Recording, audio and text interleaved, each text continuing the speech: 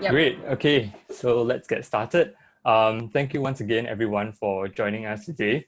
I think to kick things off, let's introduce everyone on this panel. So from Slice, we have Jaden and myself, Youngan. We are both co-leads of Slice, a project that looks into the future of food and agriculture. So at the same time, Slice is also part of a wider movement called Audacity, which stands for Alternative Universal Design Facility. It's a partnership between JDC Corporation as well as Mistletoe, a collective impact community started by Taizo-san.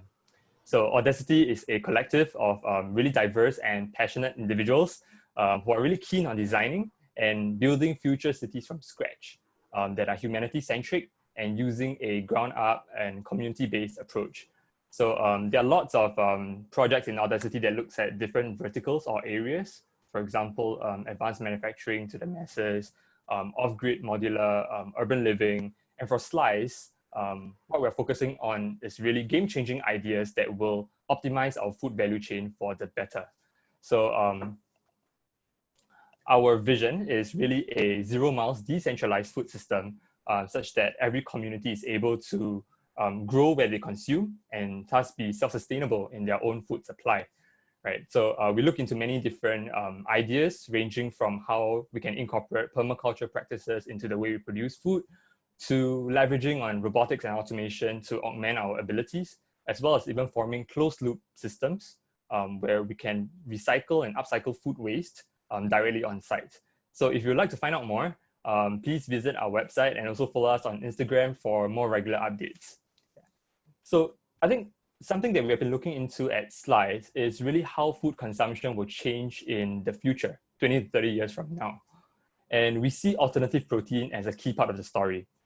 As we know, it's still a relatively new space, but definitely a fast growing one, right? So over the years, we have seen the likes of Beyond Meat, Impossible, Omni Meat appearing in news articles, and even now finding their way into mainstream fast food chains and restaurants.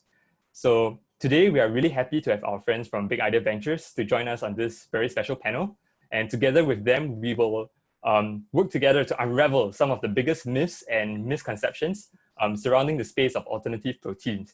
So we have Dr. Dalal, Dr. Matthew, and Patricia with us today. And without further ado, I will hand it over to them to do a short introduction about themselves as well as BIV. So over to you guys.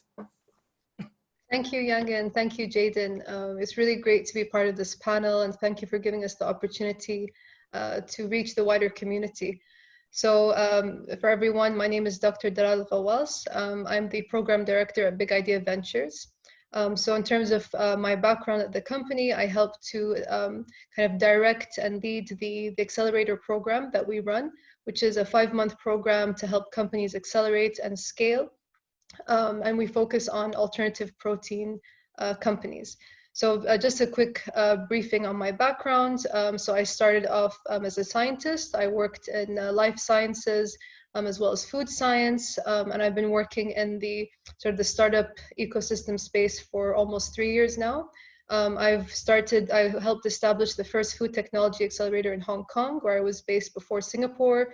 And I've worked with companies ranging from alternative proteins, cellular agriculture, as well as smart kitchen equipment and SaaS-related platforms for food safety and food production. So really excited to share our insights on this panel with you all. Perhaps I can go next in my introductions. So my name is Patricia Fu, everybody. Nice to meet you all. I'm the program manager here at Big Idea Ventures, and I work very closely with Dr. Dalal to really execute a lot of the operations and logistics of the 5-month-long program that we hold here in Singapore. I actually helped to design as well as execute the first program, so it's really exciting now that we have our second one in. Just a bit about my background. Historically, I worked for Antler, in their marketing and PR team, and I worked very closely with a lot of the tech companies that they generated over the years. And this includes, helping to execute demo days and really working closely with them to see what they need.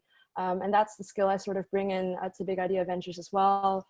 Before Antler, I was with TED in Melbourne, Australia, and yeah, moved back to Singapore and very happily joined Big Idea Ventures. Yep. Hi, everyone. I'm Matthew. Thank you so much for inviting us on this panel to talk about the alternate protein space. So a bit about myself, I'm the food scientist on board on Big Idea Ventures. So what we do is I work together with Dala as well to come up with, to resolve some technical issues that the company face. It could be more on the downstream side where they are looking at processing, scaling and manufacturing or distribution. This is something that we seek together with them and to understand a bit of their product and see how we can support them in this area. So prior joining to BIV, I was working in a innovation resource center at FRRC that is in Singapore. It's a joint, center that is established within ESG and SP. So through that, I gained a lot of experience in terms of the processing, the food packaging, shelf life extension. So I based on this experience I have, I use this to really help the startup companies that we have seen in the Idea Ventures. So yeah, we are really excited to be in this panel and to really talk more about the alternate protein. Thank you so much. Thank you everyone for the quick introductions. Okay, so before we start proper, I would just like to remind our audience that if you have any burning questions, please drop them in the Q&A box below, and we will try to answer them towards the end of the session, right? So let's go back to the fundamentals of why we're even looking at alternative proteins today. So for those who have joined us in the first Audacity Virtual Open Study last month, we discussed about how COVID-19 has highlighted to us the strains in our food system, especially how we're so over-reliant on centralized food supply chains, and also how we have cultivated a food system that is so efficient, but fails to nourish us adequately.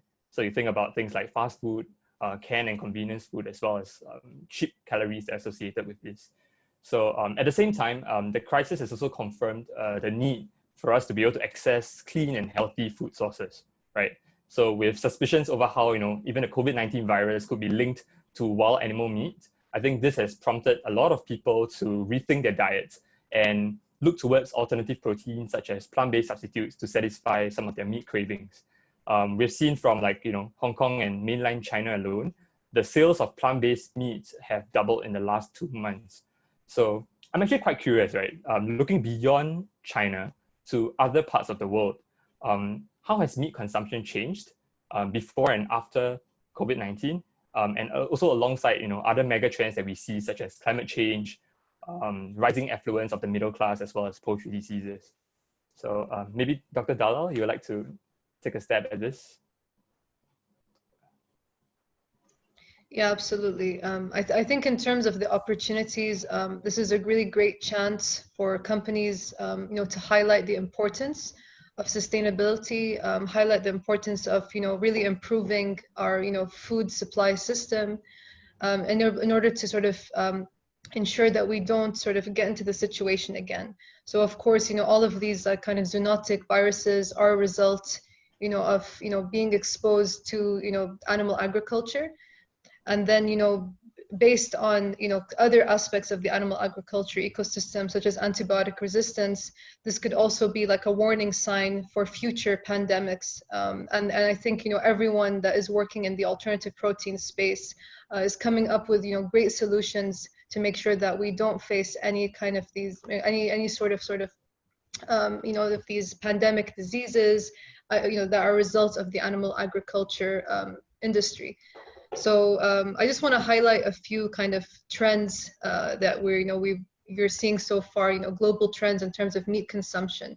So, with, the growing affluence of populations, these are all going to rise. So this is a figure which shows sort of the meat consumption rates from the 60s all the way to 2020.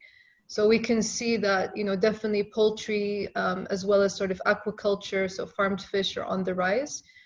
So this really, is going to put a huge strain, on our ecosystems, on the environment, and they're not very sustainable. So, having the alternative protein space come in line to provide solutions to, sort of reduce the environmental sort of impact, as well as, improve our health and well-being, I think there's a great opportunity. And COVID is just a warning sign of what might happen if we continue with these unsustainable animal industry practices. Yeah. So Actually, just to be clear for our audience who actually might be quite new to alternative proteins as a substitute to conventional meat sources, what is alternative protein exactly? And how have we seen, the consumption patterns of alternative protein change over the last few years as opposed to conventional meat sources? Yep, so probably I can talk a bit about alternate protein. So alternate protein, we can classify into different areas. You can be based on the plant-based, or you can be a cell-based protein. So if you can see next to the next slide.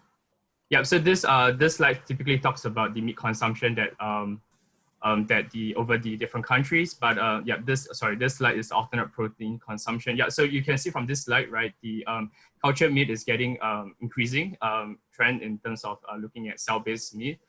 So I would say a very classic example of looking at cell-based meat will be short meat in Singapore. So they harvest the cell from stream and then they cultivate it and eventually get a products like the siu mai that we have seen, or the shrimp dumplings that we have commonly seen in the market. Because all those dim sum that we have seen is really using prawns and pork to make it and to manufacture it.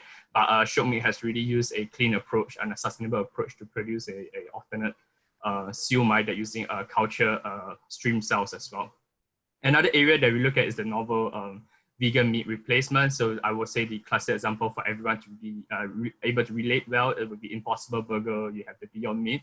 So those are the meat alternative where they use different plant protein like soy protein, pea protein and different processing methods as well to incorporate it to become a meat alternative like a beef patty that you have seen very regularly in different retails like Swenson in Singapore is selling all this portion. That's also another area that look at plant-based product as well. I think the next slide, if you can see. Yep, so this one is data from US. You have the plant-based milk.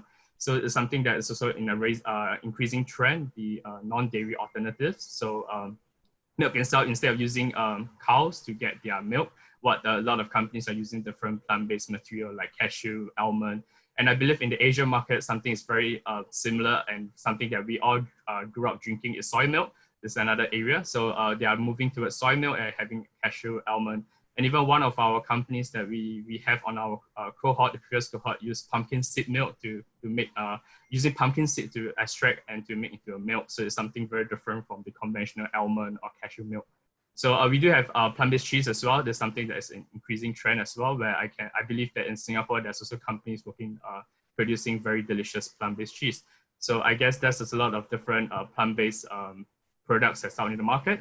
I would say there's a lot of different changes in terms of the typical Asian vegetarian meat that we have seen in the hawker centers and the restaurants, where it's like a piece of slab of meat, there's like a mock ham, but now it's changing towards another trend where it becomes like a meat patty and tastes very similar to a beef or very similar to the hamburgers that you are having regularly in McDonald's or even in Moss Burgers. So I say that it's really quite a lot of change in terms of the plant-based food they're looking at because of the research they have done in terms of identify the right ingredients, the processing methods as well to create this different texturized meat, and also to look into the nutritional aspects to how to fortify these products to make sure that it gains the nutritional qualities that is required for everyone.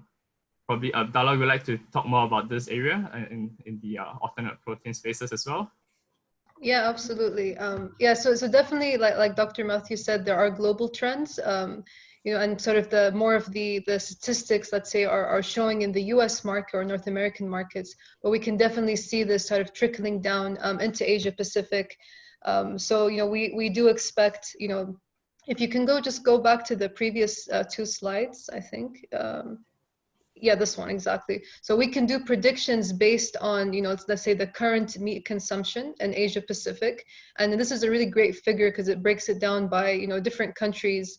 But, I would say for like Singapore, we might have a similar outlook to Malaysia. So this is a great chance, for us to support, innovative companies that are producing, I guess like meat analogs and, focusing on different types that are suitable and strategic for specific countries will be very interesting going forward. So as you can see in Asia Pacific, definitely sort of chicken and pork are some of the largest kind of meats that are consumed, whereas in the US, it would be kind of a bit more balanced, where there's more sort of beef consumption. So this is a great chance for us to also find, localized companies that are producing, looking for companies that are producing localized products for the Asia Pacific market. Thank you, Dr. Dalla. Yeah, it was quite interesting. Like, you guys really set the stage of, like, what is alternative protein. Personally, I struggle with trying to quit chicken rice and mincemeat noodles, bak chor mee. So that is like my ultimate downfall. But other than that, I'm doing well. So besides getting you guys to share about a bit more on alternative protein, we would like to hear from the audience as well. Like, what do you guys think about alternative protein, and what kind of diet habits do you have? So the first two questions we'll be launching onto the poll will be: one, what type of diets do you currently follow? And then, have you ever tried an alternative protein product before? For example, the Impossible Burger. Yeah, so take your time to vote at the moment, and looking forward to the response. Yeah, Yang En, how about you? Yes. What can you not quit? What's your ultimate downfall? Ultimate nemesis is actually fried chicken. I love fried chicken. I mean, Korean fried chicken, American style fried chicken. I mean, like that I haven't quite found a replacement for that. So if anyone knows a good replacement for good mock chicken meat, please feel free to let me know, especially. But I gotta say that when I first tasted Impossible, I was really amazed. The version 2 really tasted a lot like real beef. And I think even for meat lovers, they will really enjoy such a novel product. So I'm actually quite excited to see like what our audience thinks as well. Shall we see the results? Yeah, shall we? It's very exciting. Yeah. Okay. There we go. Yeah. Ta-da, the results. Yeah, most of us, I think, are omnivores, and then followed by flexitarian, which is a really great sign. Like, more people are, taking more conscious approach to choosing the food they eat. And then most people have tried plant-based alternative protein products before, and 10 people haven't. So once circuit breaker is over, we invite you to Slice Cafe for tasting. Yeah. Okay. So there are different types of consumers when it comes to consuming food. It depends on what you prioritize as importance when you choose what you want to eat. So we would like to find out what types of consumer you are as well. So in the next question, we will be asking you, what is the most important factor for you to consider consuming alternative protein? Do you value taste? Do you value nutrition? Do you value cost, or do you value impact on environment?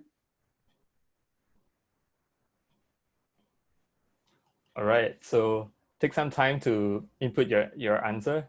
Jaden, I'm quite curious, what do you choose? For me, I think it might be impact on environment. Yeah. I think at the end of the day, but I still find it very hard to cut off like those two dishes. So hopefully, like with the advancement of alternative protein, like with all the startups coming up locally, I'm very excited for it to really be a game changer. Yep. So we've got majority of the audience who has voted. So let's see. Right, let's see the results. Wow, it seems like most people are concerned about taste, followed by impact on environment, and then nutrition and cost. Wow, everyone's quite privileged here, maybe doesn't have to consider so much on like the cost of meat when you choose to consume them. Yeah, so taste is important, especially in the Singapore's context. We claim to be a food haven, right? People are willing to pay for food that tastes good and is familiar to them. So most of us have tried plant-based meat before. What do you guys think about the taste of alternative protein meat? Do you think it is better than conventional meat, or do you think that conventional meat is still better? So tell us what you think about it right now.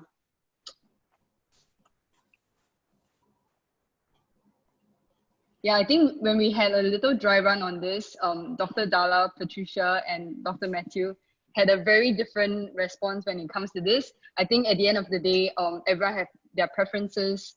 Yeah, it's quite interesting to see.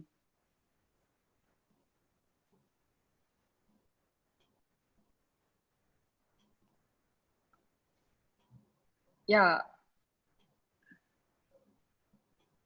we have quite an interesting chat going on as well. Texture is very important.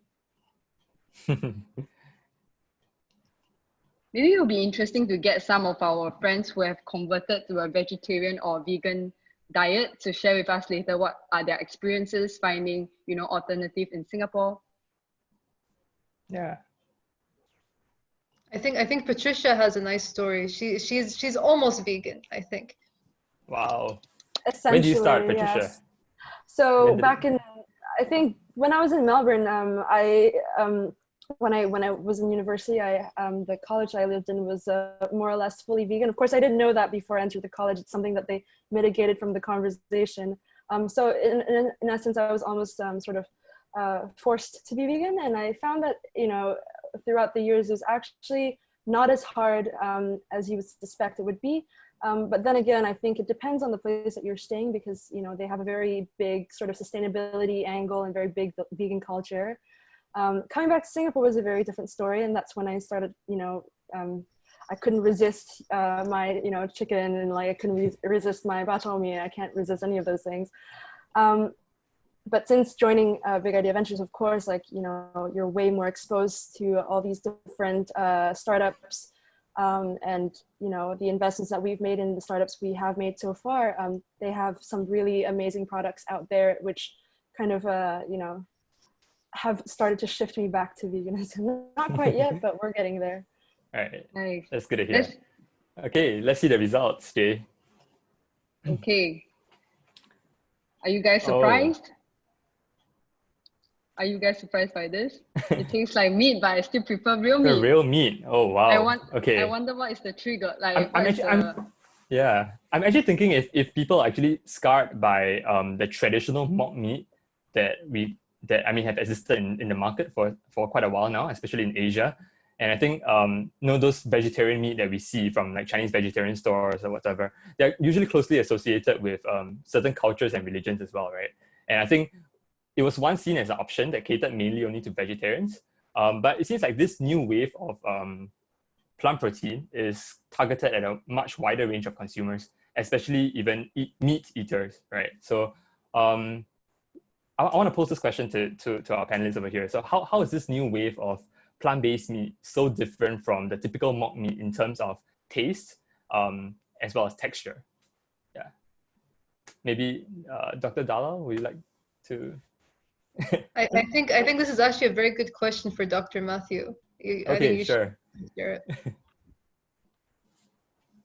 Yeah, I guess the different in terms of plant-based meat from typical mock meat. Yeah, I would say that last time when I used to work in FRLC, we always have this vegetarian store that we always go and eat their vegetarian or mock meat. So I would say the texture is like it's literally like a slab of a chewy block of meat that you eat it, and it's very I mean, sometimes if you fry anything, you deep fried it, it will taste absolutely nice. So that one, we don't have any comment. But those that is like they braised it or they put in cook together with sauce, typically I would say it still tastes like a block of starch that is not really tasty at all. So texture really comes in handily. But right now, we look at the new trends of Impossible Burger and Beyond Meat, where they come up with a different processing technique that comes out to produce a fibrous texture that is really like a mincemeat. So I think this definitely shifts the perception of vegetarian meat in terms of plant-based meat as well.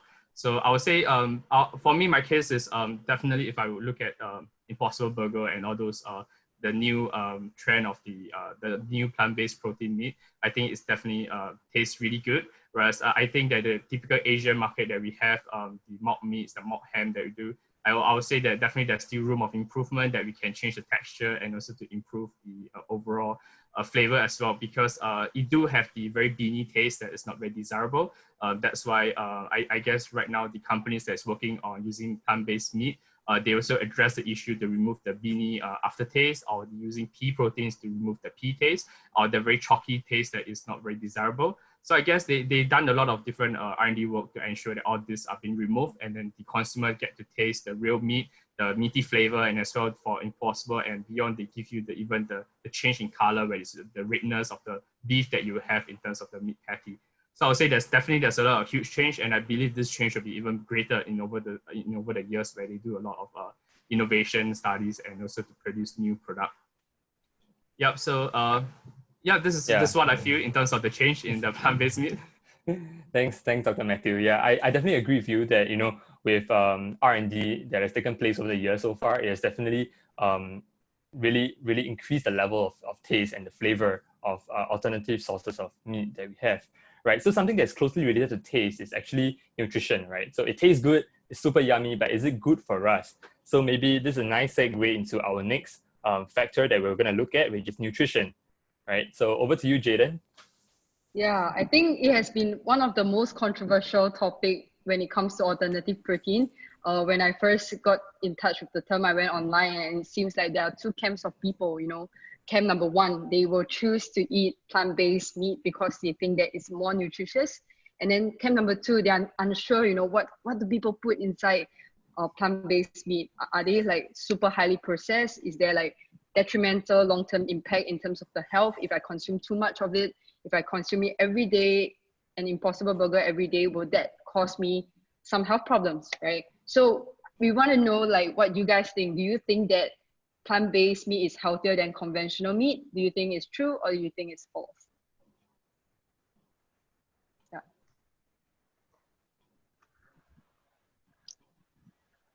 I think even for this one, I think within ourselves, we are quite divided on this. Yeah, it's quite hard to say whether it's clearly a yes or clearly a no, right? Yeah. Yeah, I remember when we do the mock trials, and then we do have different answers as well. It's quite interesting that some of them believe true and false as well. So exciting to see what's the results like. Yeah. Wow, it's very tight.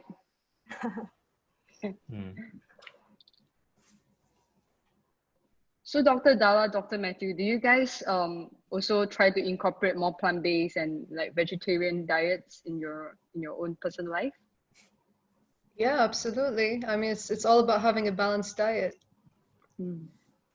Yeah, that's right. I mean, both of us we love food, and every time for lunch, we would just head out and look for new food and try even the vegetarian stores outside, and then we compare with some of the products that our cohort company produce, and then we can also identify how much difference they taste like in terms of the conventional mock meat versus the product that they have spent so much time and effort to produce. So yeah, it's interesting to see the difference on the diverse population of food in terms of in the vegetarian space. All right, shall we see what our audience think about whether or not alternative protein meat is healthier or not? Yeah, let's see the results. Let's see the results. Yeah, we are quite divided. Oh, by a slight margin though. It's like 55%. Okay, so it's a really fine margin. So I think we have two different camps of people here. It'd be interesting to see this one, right? So I'm not sure whether some people in the audience have watched the Game Changers on Netflix. Maybe for those who haven't, for the benefit of those who haven't, it's actually a documentary on Netflix that explores the benefits of plant-based diets. And they also showed examples of how elite athletes who have followed a plant-based diet for a certain period of time, they actually achieve better health stats after a while, and really debunking the myth that you need to eat animal meat to bulk up, right? So, but before going to whether it's healthier for us, what are the ingredients that actually go into plant-based meat? Yeah, what is it made out of exactly, right? When we talk about an Impossible patty, and are they really packed with higher protein content? Yeah, maybe I'll take this question. So I mean, there are several factors, and of course each camp have good reasons to justify their sides and their viewpoints. So looking at sort of the protein quality, right, or the protein aspect, this is like one thing I want you guys to consider, is in terms of the protein, we look at it from a variety of ways. So it could be the quality, it could be the quantity, and also the digestibility. So how well we can absorb it, right? So as humans, we have our own type of digestive system. We're not ruminants, so we don't eat grass every day. So we've kind of developed, let's say, a digestive system that can readily absorb animal protein. So usually the digestibility score for animal protein is much higher.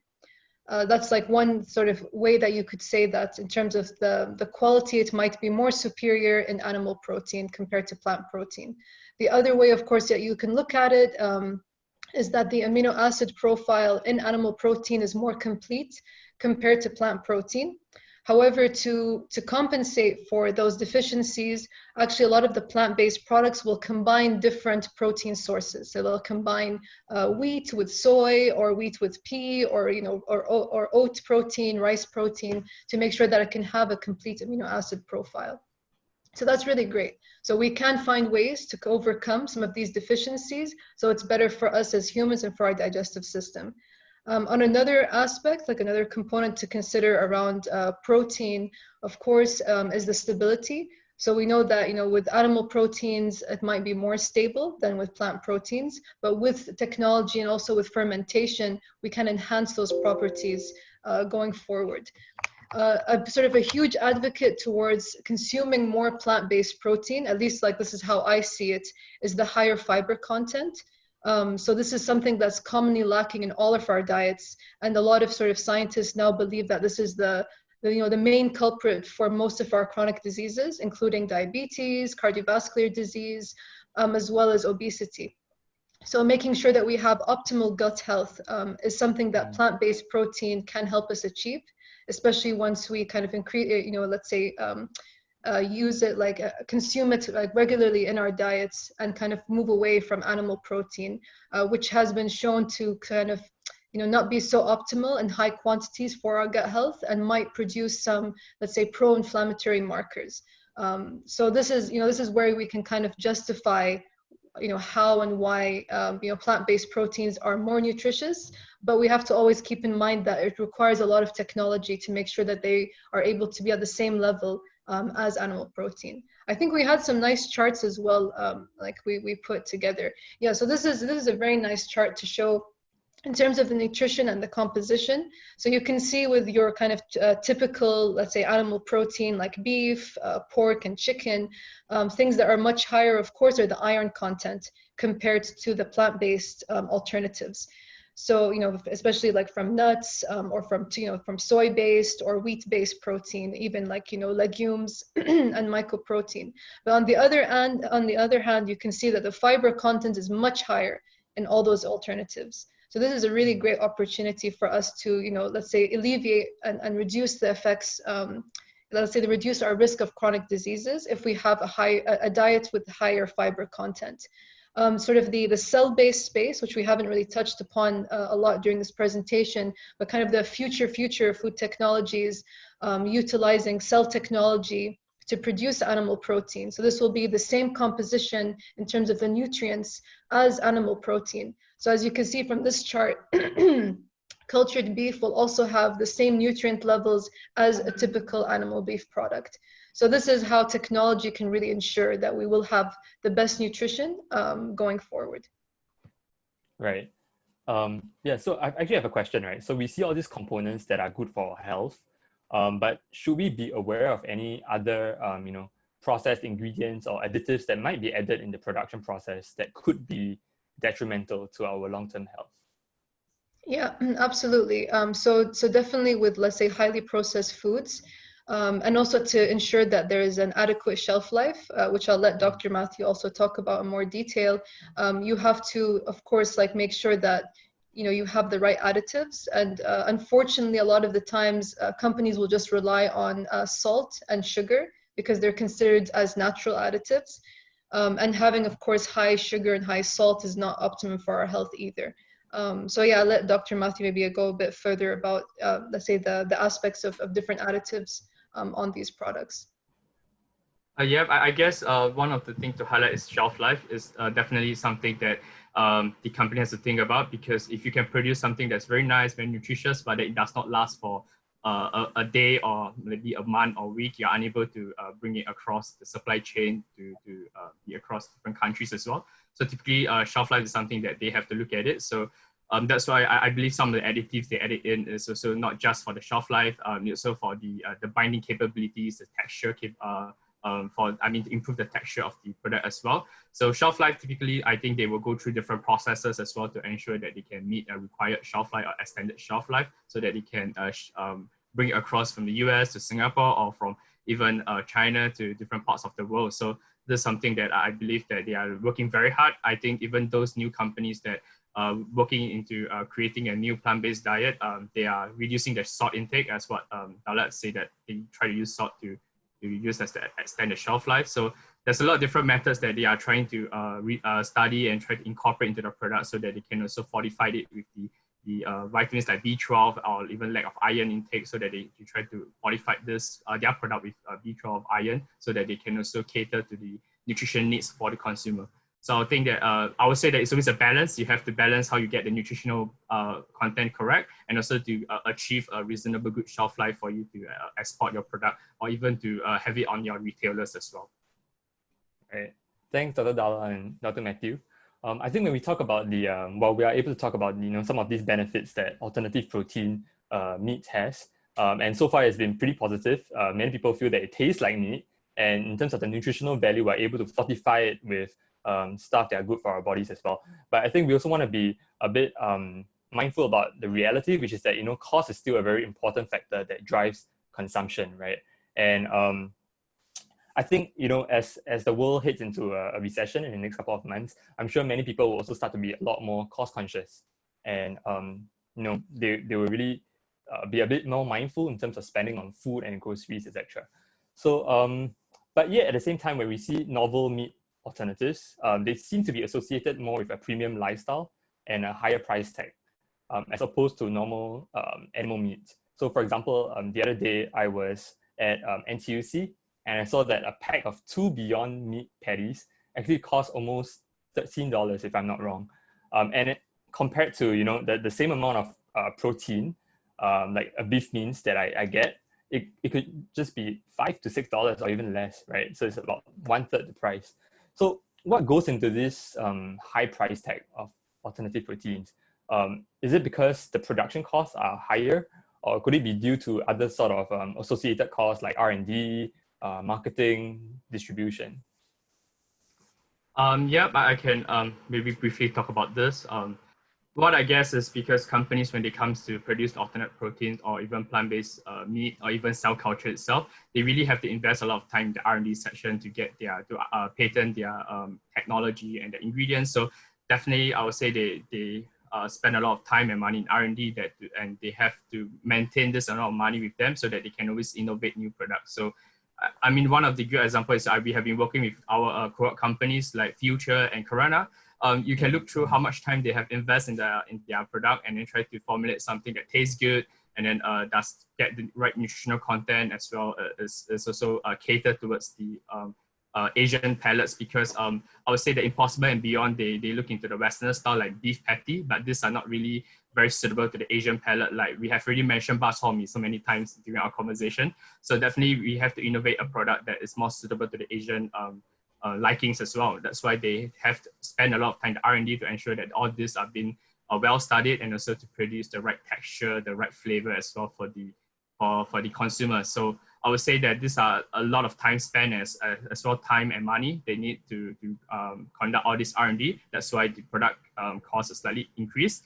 Another issue that also worth to look at it is the ingredient supply, because when we look at it, they get soy protein, pea protein, and in fact, all this soy and pea protein are just the byproduct of the soy that soybeans typically used for the soybean oil, animal feeds and stuff, whereas they need to use the food waste, and then to try to extract the protein and use this protein for these plant-based meat. So I would say that because the ingredient is so limited, they don't have the huge demand of the raw ingredients to mass produce their end product. That's why the cost of the ingredients is also going to be high, and they have to source alternatives as well. That's why you can look at a lot of companies, they use a combination of soy, pea, not just for the nutritional content, they try to balance up so that they get the right texture, and also to balance the ingredient supply.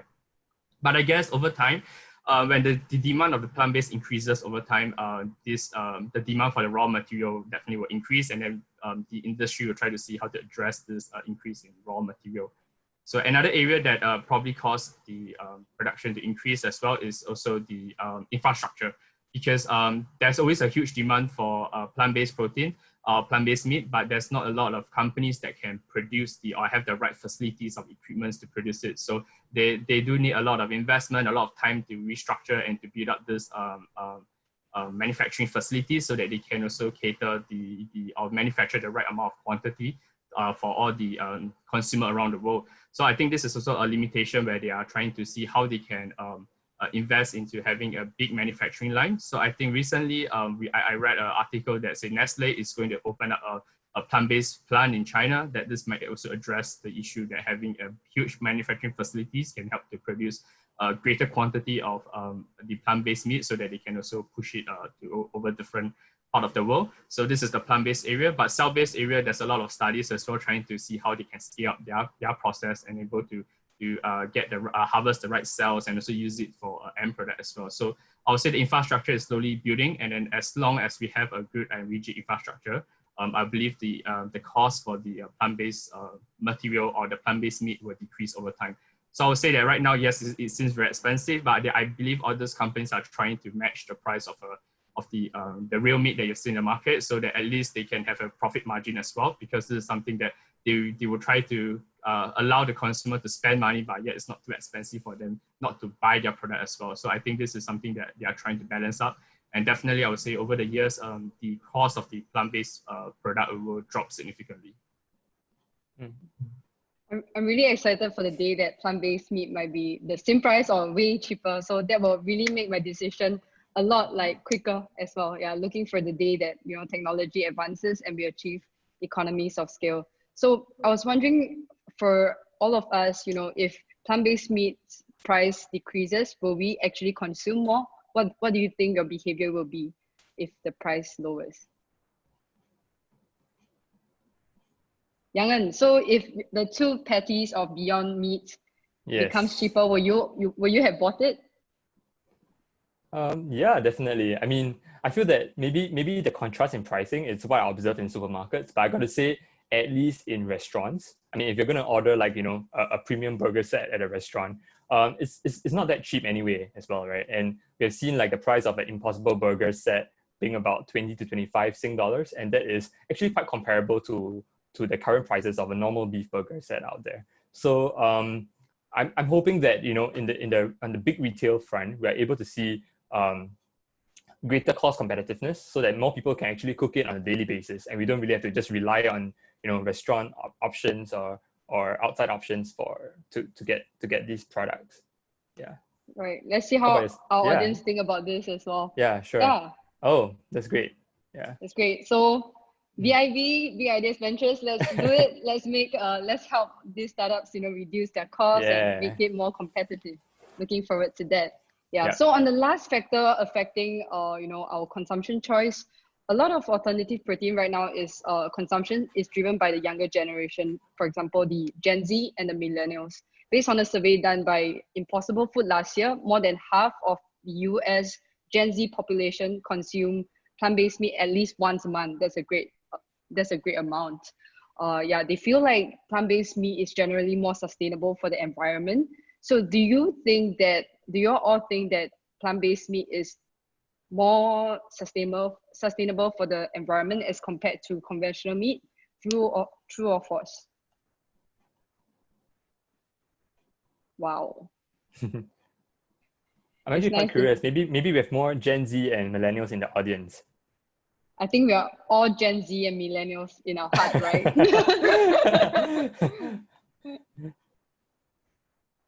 So let's see if the results are the same as the US survey and our mini survey over here. Oh.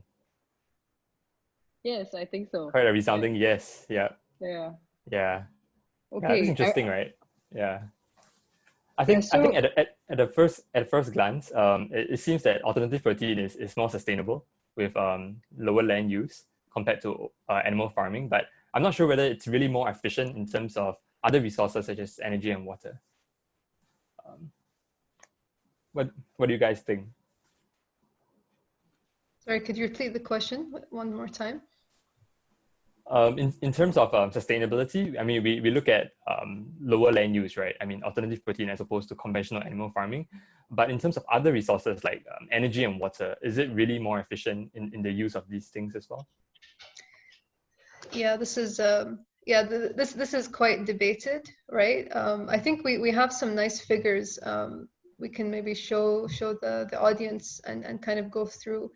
So absolutely, I think like the biggest sort of scrutiny that we have now for the animal industry is of course the land use, the water use, as well as the the greenhouse gas emissions and the overall sort of energy conversion, right?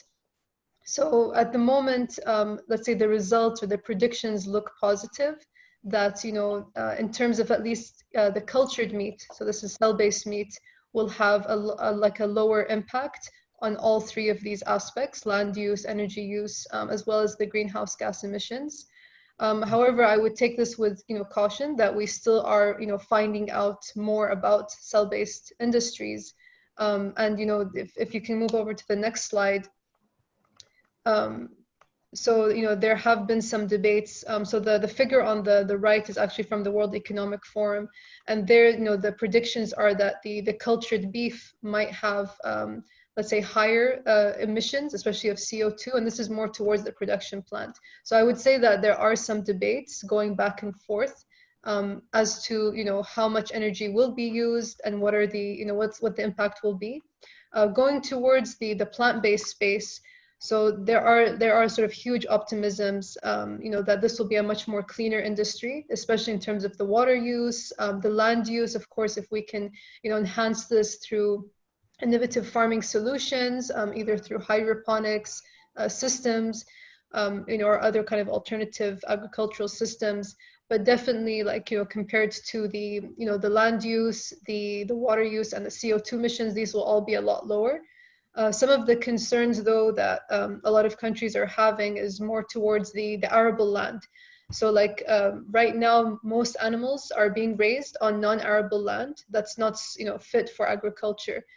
So making sure that we have adequate land available for, let's say, increased plant protein demand might be something for us to consider in the future.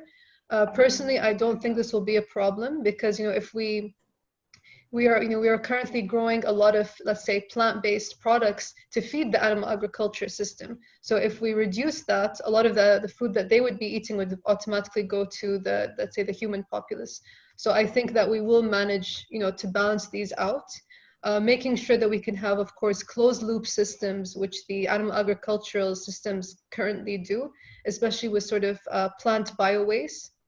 So for instance, like husks and the sort of all the byproducts from plants are now fed into the animal agricultural industries. So making sure that we can also find innovative solutions, either through producing building materials, coming up with new sort of recycling initiatives around plant waste. I think we will be able to solve and create a more sustainable food system supply. Yeah, sounds optimistic. Are there other factors that we need to consider as well, apart from the production of the alternative protein itself? So for example, things like packaging and distribution. How are the costs doing on those fronts in terms of the impact on our environment? Yeah.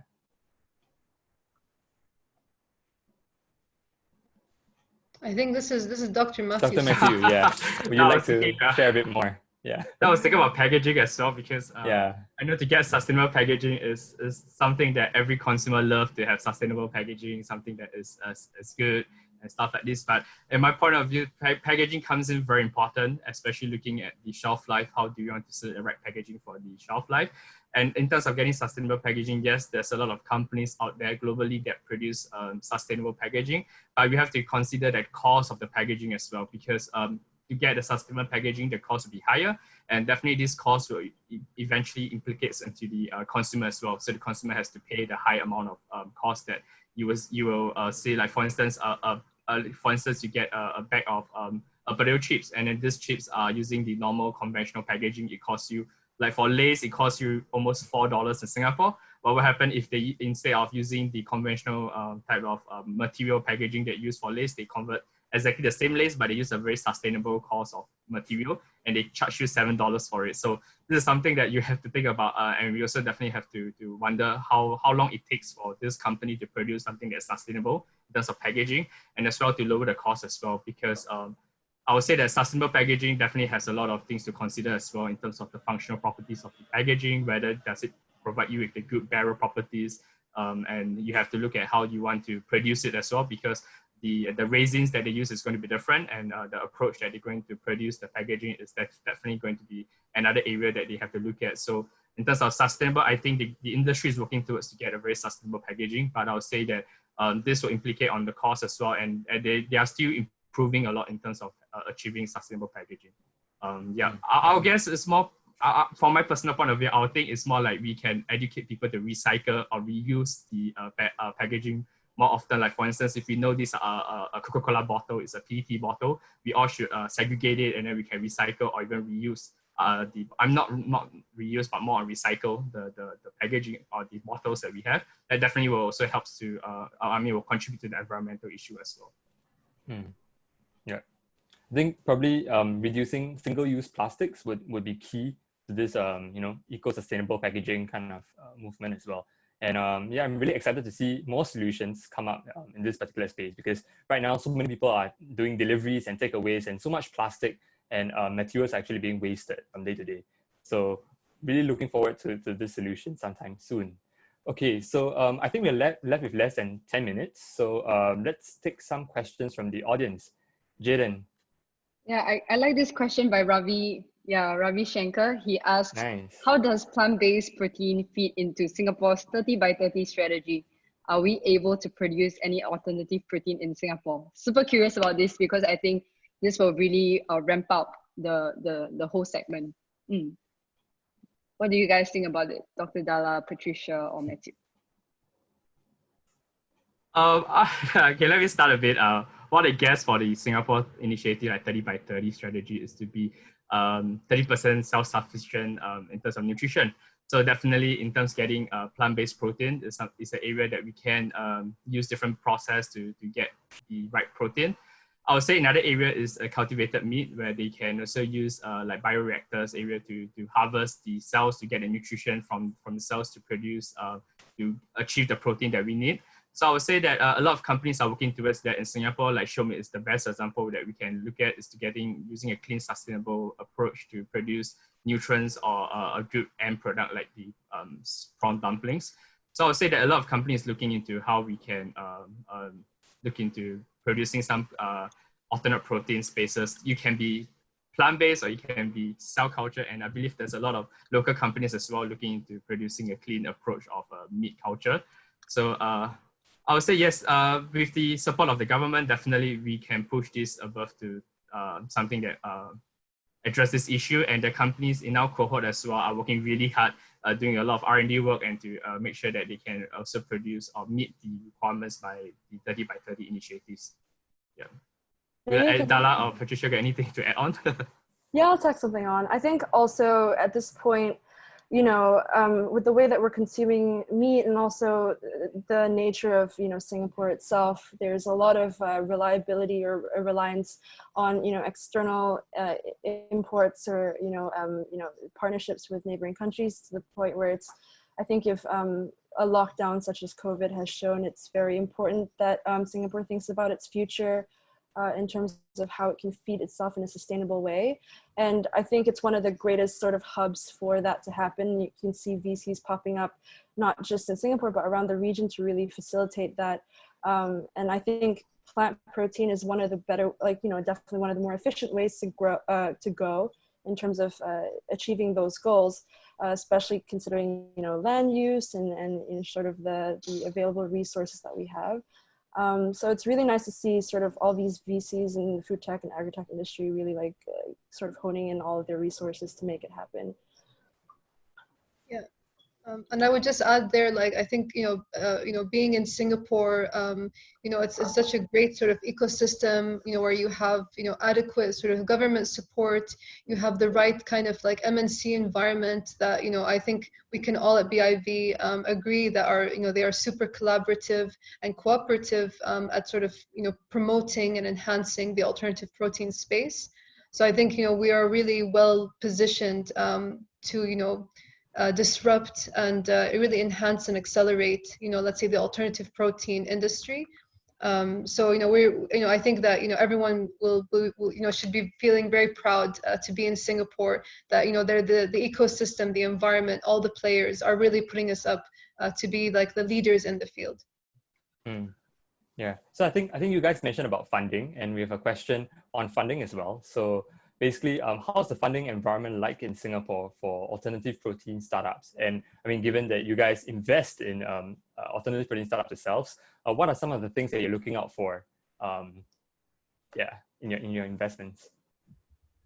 Okay, I'll take that one first. So in terms of our investment thesis, so even though we're focused on alternative protein, we actually have a very wide scope around it.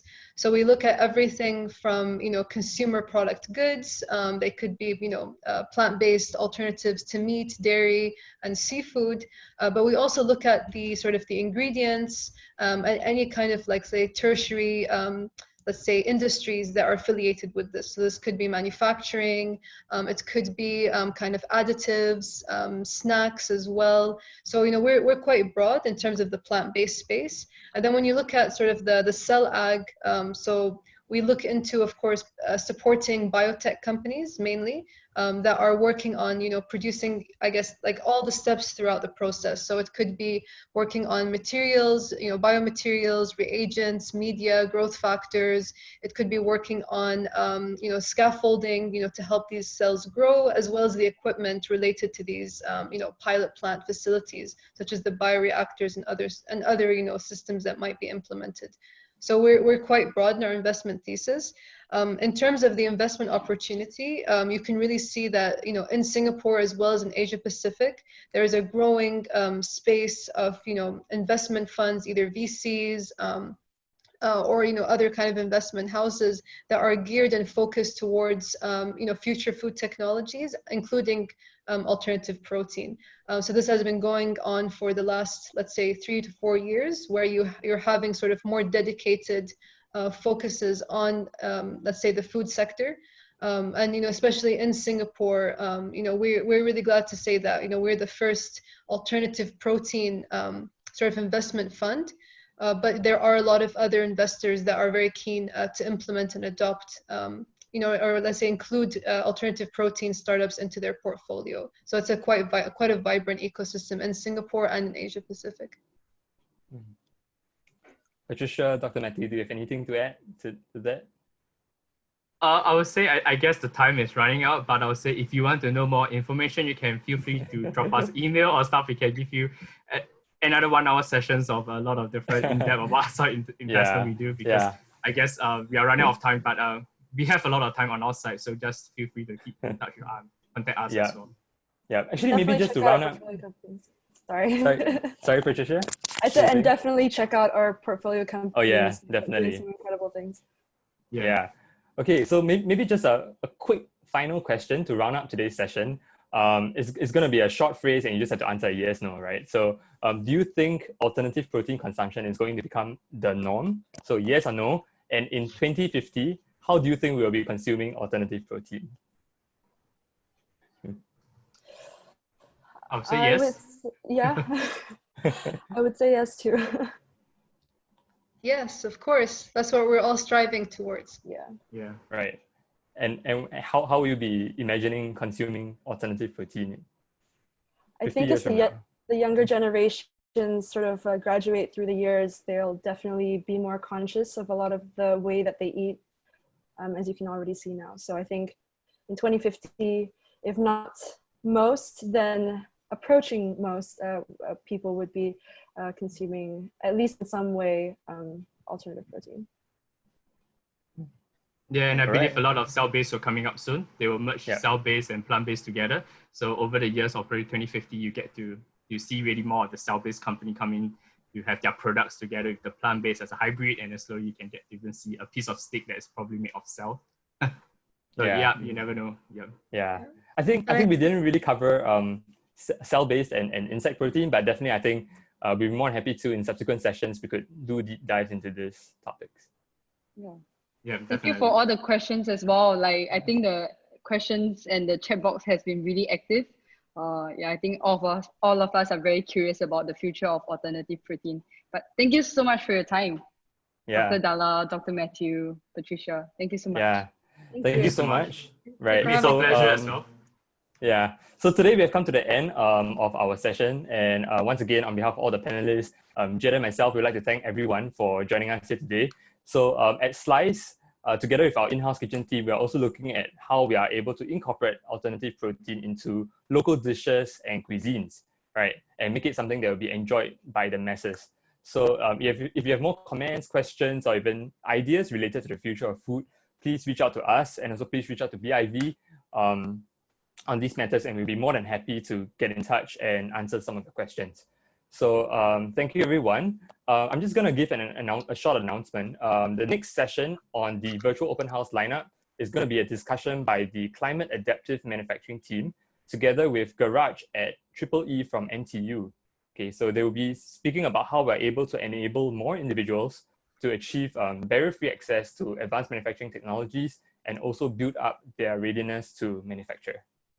Yeah, so for those who are interested in this topic, please stay on. If not, yeah, thank you everyone for joining us on today's panel. Thank you so much, everyone. See you. Yeah. See you. Thank you. Bye. Bye. Bye. Thank you.